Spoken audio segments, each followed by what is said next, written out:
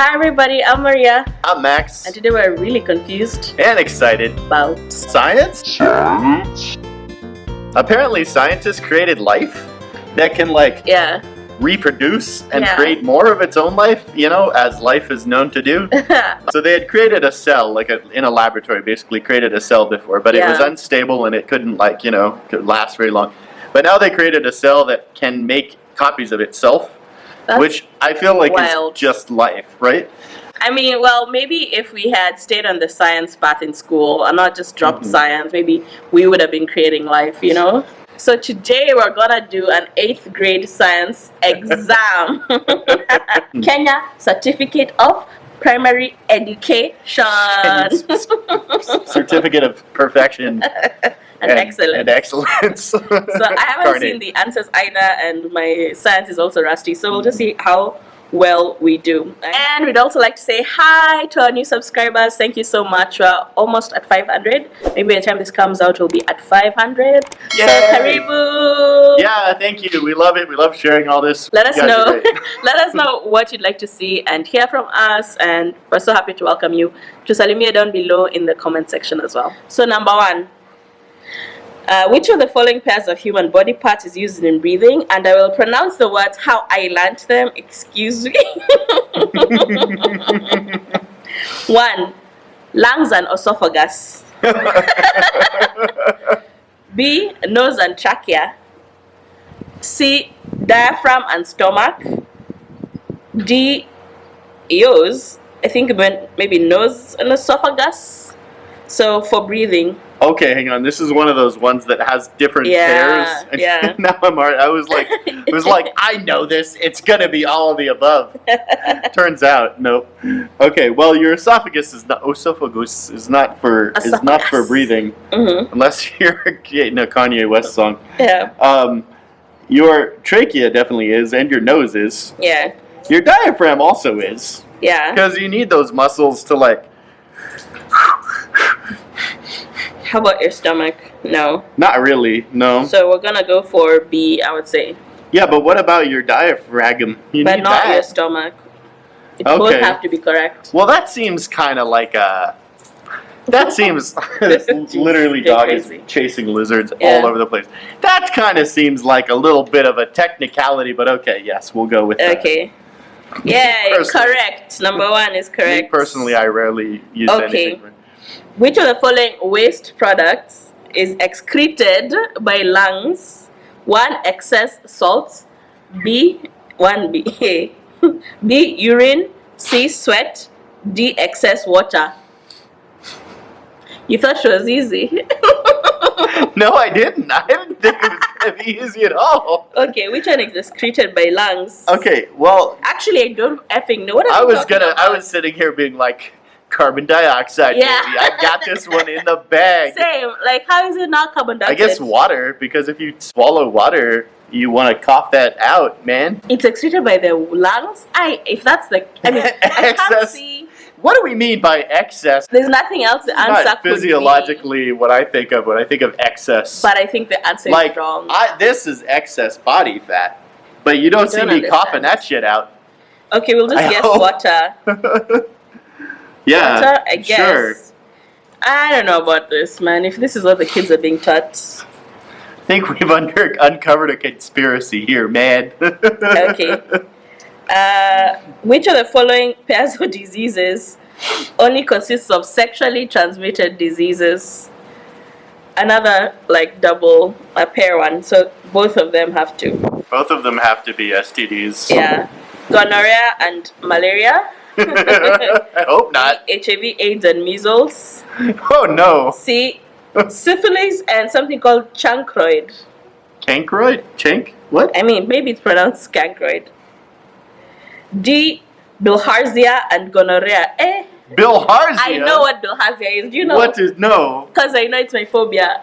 Snails give you bilharzia. Well, can that also be my phobia now? Because I feel like now that's my phobia too.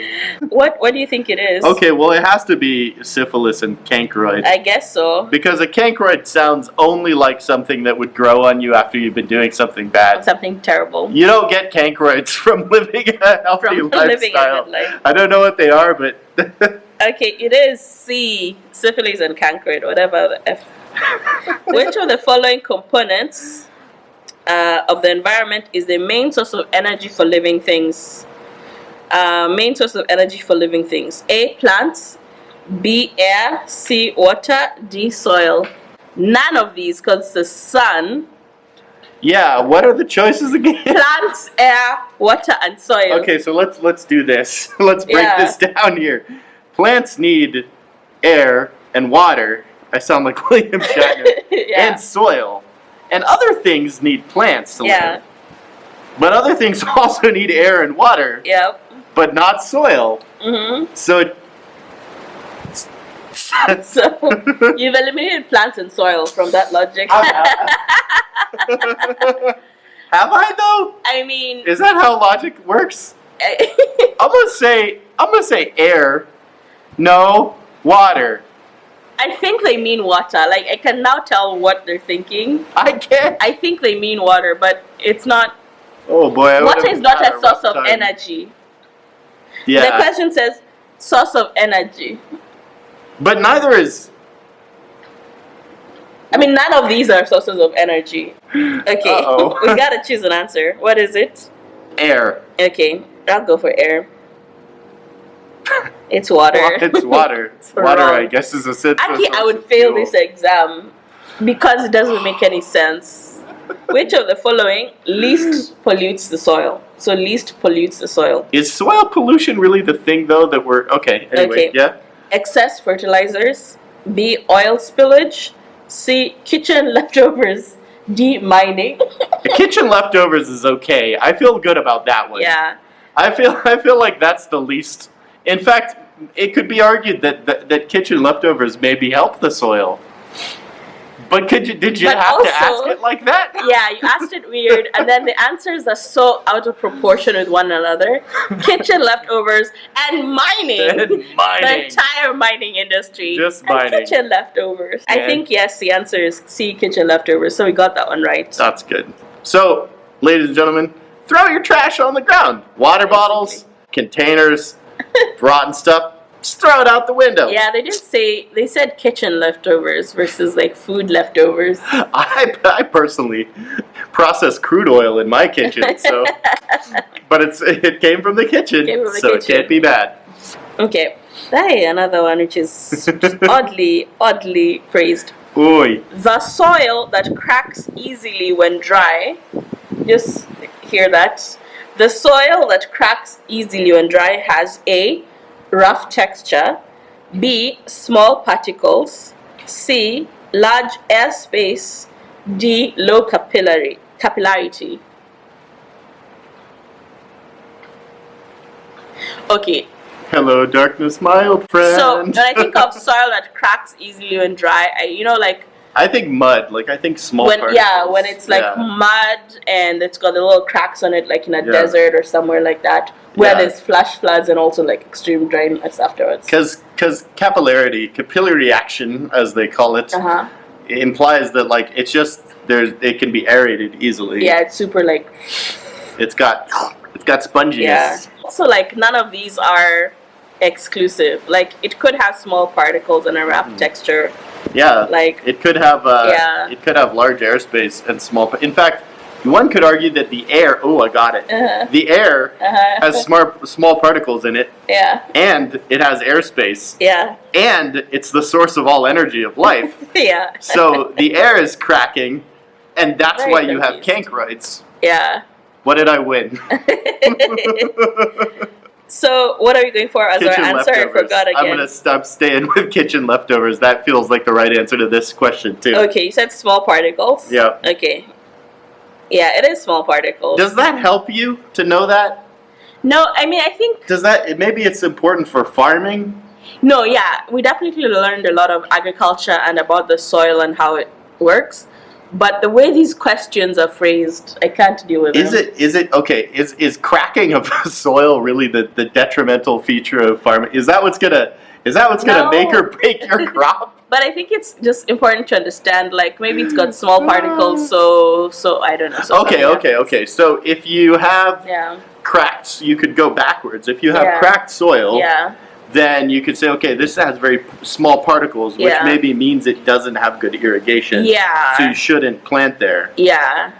But since the source of life is not air, it doesn't matter, because if you put water on it, life will come out. And also kitchen scraps. Put those and then life... Actually, you know what? This works. That's actually correct. I don't know what I'm saying. This is totally fine. Alright, so now, which of the following pairs... As opposed to the other ones.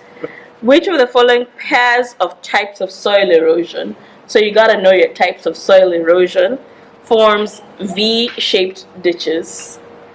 And to be fair, I know I learned this, but I don't know anymore. Did you ever learn about types of soil erosion? I didn't know there were types of soil erosion. So I'll simplify and say the 4 types of erosion according to this, and we can kind of try to infer which ones are V. Mm-hmm. So gully erosion, rill, R-I-L-L, question mark, sheet erosion, and splash erosion. So yeah, I feel like we can infer, like sheet erosion seems like, yeah, right? Gully definitely seems like a gully. It's more of a what is a gully? In my book. In my mind, it's more of a U shape. What's a gully to you? U-shape. But what is it? In the ground. What is it? Is it a hole? It's a U. Just a one-dimensional U in the ground? Like, what is it? It's a little tunnel. It's a little It's tunnel. like a river. Okay, like a yeah, river. It's like a valley, but it's a gully. Sure, a valley. A valley starts with a V. Yeah. Did I win? Okay, I don't know what rill is. Never heard of a rill in my life. Splash erosion. Turns out I need to go back to 8th grade science. If I'd have grown up in Kenya, I feel like I would know a lot more about science. I don't know what rill is, but I'll go for gully and rill, because splash doesn't seem like it makes V's. Splash is like whoosh, jazzy. Yeah. It is gully and rill. Now you know. Which of the following nutritional deficiency diseases? Definitely getting like a 60% on this. Just. Which of the following nutritional deficiency diseases is more likely to be suffered by mothers or newly born babies? Kwashiorkor, marasmus. I used to love marasmus. I mean, the sound of that word. I haven't heard it in a long time. Is that like a miasma? Yeah, exactly. It's kind of... It's the marasmus, man. Anemia or rickets. So kwashiorkor, marasmus, anemia or rickets. So I don't remember what marasmus is at all. Nutritional deficiency. Anemia is like a lack of iron. That's rickets true. Rickets is what you get if you're sailing and you don't have like vitamin. Scurvy. That's scurvy, but rickets is also a vitamin deficiency. Vitamin. I think it's your bones get knock-kneed. Yeah, it's also like you don't have. It might be calcium. Might be calcium or something. So I think maybe rickets and anemia are more environmental, like depending on what you're eating. I don't know what kwashiorkor is. Kwashiorkor is. I don't know why it sounds another great word. It's like dropsy, my all-time favorite illness. Yeah. We'll just have to take a guess. What's your guess? Marasmus? Let's go for marasmus. It's the funnest of the 2 fun words to say. We're gonna get it wrong. Anemia? Well, that makes sense. Why didn't I know that? I'm so dumb. Because a lot of women You know why? It's because kwashiorkor and marasmus are both made up. Yeah. A lot of women get anemia when they're on their period. I should have known that. Right. Yeah. That makes sense. Yeah. Okay. Silly. Well. Which of the following foods is more rich in both protein and fat? A. Avocado. B. Milk. C. Sunflower. D. Beans. You know, those are all pretty good. Those are both pretty good. I'd say milk probably the least. What is milk? Milk has fats. Milk has protein and fat, but not as much as you would think. Yeah. Avocado has a lot of fat. Avocado has a lot of fat, but not so much protein, I don't think. So. So I would say sunflower and beans are kind of almost similar, but I feel like probably beans don't have fat, do they? Beans really don't have fat. Yeah, so sunflower is probably the most I would go combo. for sunflower. Let's see. Brought to you Sunflower. by Monsanto Corporation. Okay, let me calculate now what we got. So please don't. Okay, so we did the calculations and we got 7 out of 9. What percent is that? It's the Borg drone. It's 0.77, so maybe a B+. If your teacher is being generous. Alright, thank you guys so much for watching this. We really appreciate it. We love sharing this with you. Yeah. Please like and subscribe. It really helps us out. Let us know down in the comments below how many you got right. Mm-hmm. Did these answers and questions make sense to you? Just please weigh in. Okay, we'll see you next week. Bye. Bye.